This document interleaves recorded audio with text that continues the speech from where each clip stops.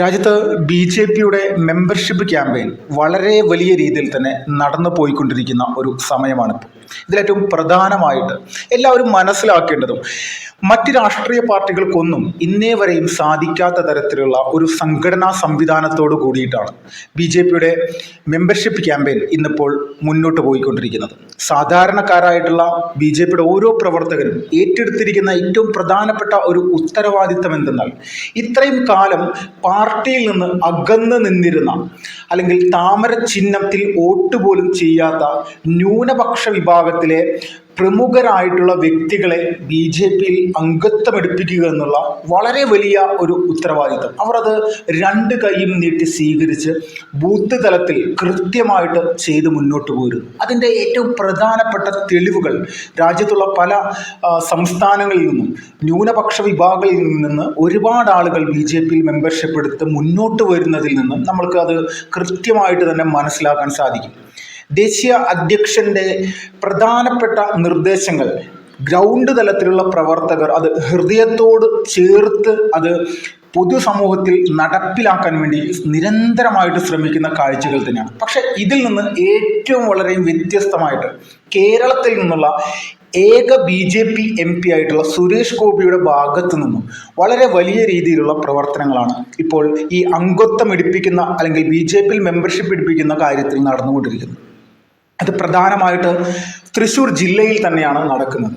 അദ്ദേഹം തൃശ്ശൂർ പാർലമെൻറ്റ് മണ്ഡലത്തിൽ നിന്നുള്ളൊരു എം.പി ആണെങ്കിലും പാർലമെൻറ്റ് മണ്ഡലത്തിന് തൊട്ടടുത്തുള്ള തൃശ്ശൂർ ജില്ലയിലെ മറ്റ് നിയോജക മണ്ഡലങ്ങളിലെല്ലാം വളരെ വലിയ സജീവമായിട്ട് അദ്ദേഹം ഈ മെമ്പർഷിപ്പ് ക്യാമ്പയിൻ്റെ പ്രവർത്തനങ്ങളിൽ അദ്ദേഹം ഭാഗമാകുന്ന കാഴ്ചയാണ് കഴിഞ്ഞ കുറച്ച് ദിവസങ്ങളായിട്ട് കണ്ടുകൊണ്ടിരിക്കുന്നത്. ഇതിലേറ്റവും സുപ്രധാനമായിട്ട് നമ്മളെല്ലാവരും കേരളത്തിൽ ബി.ജെ.പി എന്ന് പറയുന്ന രാഷ്ട്രീയ പ്രസ്ഥാനത്തിന് മാറ്റങ്ങൾ ഏതെല്ലാം തരത്തിലുണ്ടായിക്കൊണ്ടിരിക്കുന്നു എന്നുള്ളത് അത് മെമ്പർഷിപ്പ് എടുത്ത് മുന്നോട്ട് വരുന്ന വ്യക്തികളെ നോക്കിയാൽ തന്നെ മനസ്സിലാകുന്ന ഒരു കാഴ്ചയാണുള്ളത്. ഇതിൽ ഏറ്റവും നമ്മളെല്ലാവരും ബി.ജെ.പി എന്ന് പറയുന്ന രാഷ്ട്രീയ പ്രസ്ഥാനത്തിൽ അംഗത്വമെടുത്ത് ഇപ്പോൾ വന്നിരിക്കുന്ന സുപ്രധാനമായിട്ടുള്ള ചില വ്യക്തികളെ തൃശ്ശൂർ ജില്ലയിൽ നിന്ന് തന്നെ നമ്മൾക്ക് പരിചയപ്പെടാം. അതിൽ പ്രധാനമായിട്ടുള്ള 3 പേരുകളുണ്ട്. ഒന്ന്, മോഹൻ സിത്താര എന്ന് പറയുന്ന സംഗീത സംവിധായകൻ. ഇടതുപക്ഷത്തിൻ്റെ പ്രവർത്തനത്തിൽ അല്ലെങ്കിൽ ഒരു ഇടതുപക്ഷ അനുകൂലിയായി നിന്നുകൊണ്ട് വർഷങ്ങളോളം നമ്മുടെ കേരളത്തിൽ പ്രവർത്തിച്ചിരുന്ന സിനിമാ മേഖലയിൽ പ്രവർത്തിച്ചിരുന്ന അല്ലെങ്കിൽ പ്രവർത്തിച്ചു കൊണ്ടിരിക്കുന്ന ഒരു വ്യക്തിയാണ്. അദ്ദേഹം സുരേഷ് ഗോപിയുടെയും അതോടൊപ്പം തന്നെ പ്രധാനമന്ത്രി നരേന്ദ്രമോദിയുടെയും വലിയ രീതിയിലുള്ള പ്രവർത്തനങ്ങൾ കൃത്യമായിട്ട് തന്നെ മനസ്സിലാക്കിക്കൊണ്ട് അദ്ദേഹം ബി.ജെ.പിയിൽ തൃശ്ശൂർ ജില്ലാ അധ്യക്ഷനായിട്ടുള്ള ബി.ജെ.പിയുടെ കെ അനീഷ് കുമാറിൻ്റെ കയ്യിൽ നിന്ന് തന്നെ നേരിട്ട് മെമ്പർഷിപ്പ് സ്വീകരിച്ച് മുന്നോട്ട് വരുന്ന ഒരു സാഹചര്യം നമ്മൾ കണ്ടു. ഇതായിരുന്നു ആദ്യത്തെ ഒരു പ്രധാനപ്പെട്ട വ്യക്തി. മറ്റൊരാൾ ഒരു വൈദികനാണ്. ഈ വൈദികൻ ബി.ജെ.പിയിൽ മെമ്പർഷിപ്പ് എടുത്തത് മൂലം നമ്മുടെ തൃശ്ശൂർ ജില്ലയിലുള്ള ഇടതുപക്ഷത്തിനും അതോടൊപ്പം തന്നെ കോൺഗ്രസിനും വലിയ രീതിയിലുള്ള ഒരു തിരിച്ചടിയാണ് ഉണ്ടായിരിക്കുന്നത്. അതിൻ്റെ കാരണം എന്തെന്നാൽ ക്രൈസ്തവ സമൂഹത്തിൻ്റെ വലിയ ഒരു വോട്ട് ഇത്തവണ സുരേഷ് ഗോപിക്ക് ലഭിച്ചു എന്നുള്ളത് തന്നെയാണ്. ക്രിസ്ത്യൻ സമൂഹത്തിൻ്റെ വോട്ട് ബി.ജെ.പിക്ക് കേരളത്തിൽ ലഭിക്കുക എന്ന് പറഞ്ഞു കഴിഞ്ഞാൽ അത് വലിയ പ്രയാസകരമായിട്ടുള്ള ഒരു കാര്യമായിരുന്നു 2019 പാർലമെൻറ്റ് ഇലക്ഷൻ വരെ. പക്ഷേ അതിനുശേഷം ഇങ്ങോട്ട് പ്രധാനമന്ത്രി നരേന്ദ്രമോദിയുടെ വലിയ രീതിയിലുള്ള ഇടപെടൽ തന്നെയാണ് ഇതിലേക്കൊരു വളരെ വലിയ രീതിയിലുള്ളൊരു മാറ്റങ്ങൾ ഉണ്ടാക്കിയിരിക്കുന്നത്.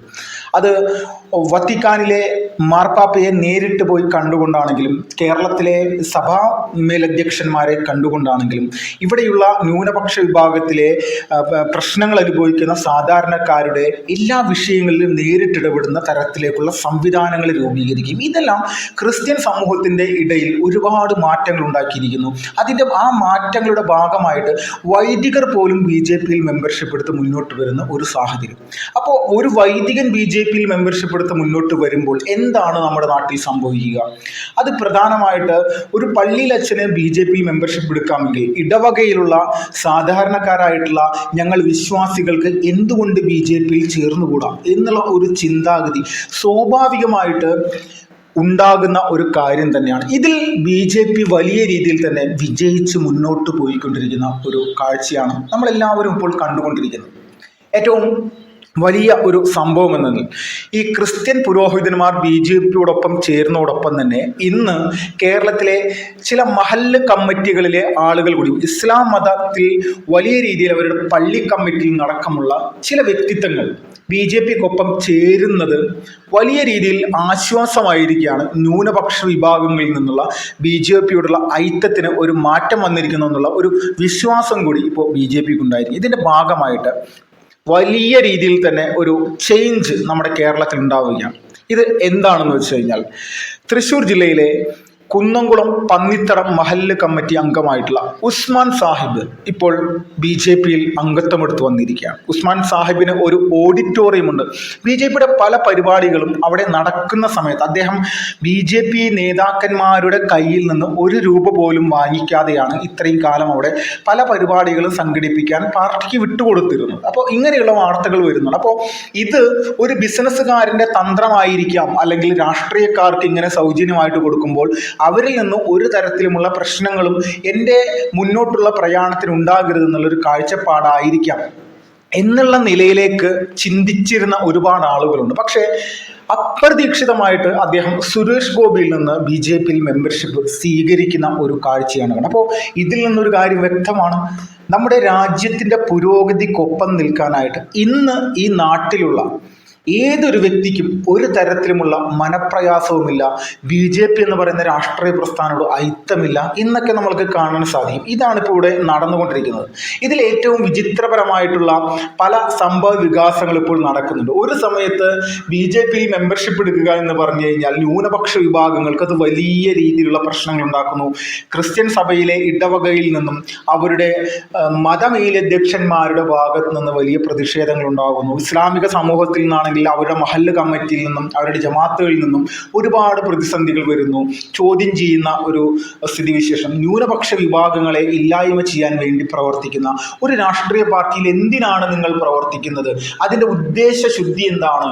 സംഘപരിവാർ വിരിക്കുന്ന വലയിൽ നിങ്ങൾ വീഴുകയാണോ എന്നുള്ള രീതിയിലേക്കുള്ള പല പല ചോദ്യങ്ങളും ഇതുപോലെയുള്ള കമ്മിറ്റിക്കാരുടെ അല്ലെങ്കിൽ മത വിഭാഗങ്ങളിലെ തലവന്മാരുടെ ഭാഗത്ത് നിന്ന് നിരന്തരമായിട്ടുണ്ടായിട്ടുണ്ട്. ഇതിനെല്ലാം ഒരു മാറ്റം സംഭവിക്കുന്ന ഒരു സമയത്തിലൂടെയാണ് നമ്മളെല്ലാവരും ഇപ്പോൾ കടന്നുപോയിക്കൊണ്ടിരിക്കുന്നത്.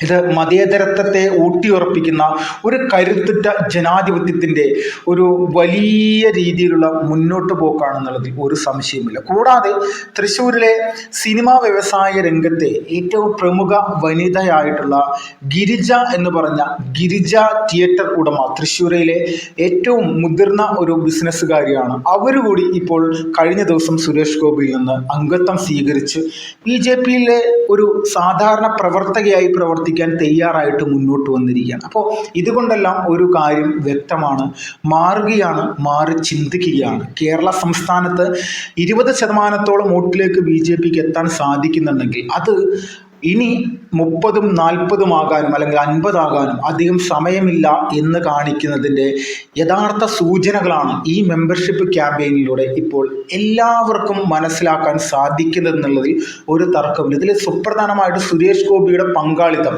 നമ്മളെല്ലാവരും ഒരു വലിയ പ്രാധാന്യത്തോടു കൂടി തന്നെ കാണേണ്ടതുമാണ്.